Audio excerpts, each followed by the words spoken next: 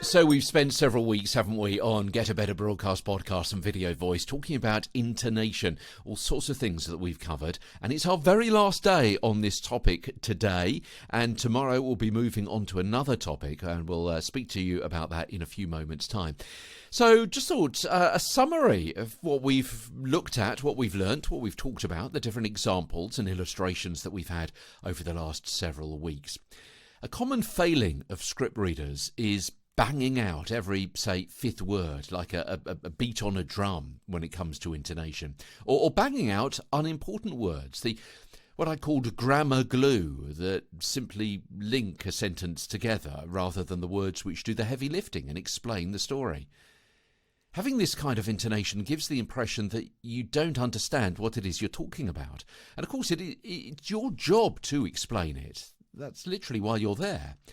Intonation exists to bring out meaning, and to get the meaning over to someone else, you have to know it yourself first. So we lift by varying degrees the words and phrases that help make the story the story.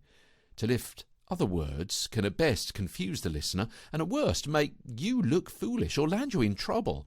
An example: the police chief says he wasn't speeding, is a flat denial reported by an impartial newsreader. The police chief says he wasn't speeding suggests that you think he's lying.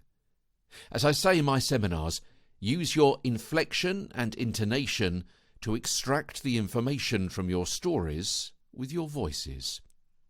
I'm Peter Stewart. Thank you for listening to the last tranche of Get a Better Broadcast podcast and video voice. So what happens now? I'll tell you tomorrow, as we look ahead to projection and volume and modulation, as Get a Better Broadcast podcast and video voice continues headlong to the end of the year. Every day, these short daily tips on articulation, presentation and intonation, and starting tomorrow, projection. From London, I'm Peter Stewart.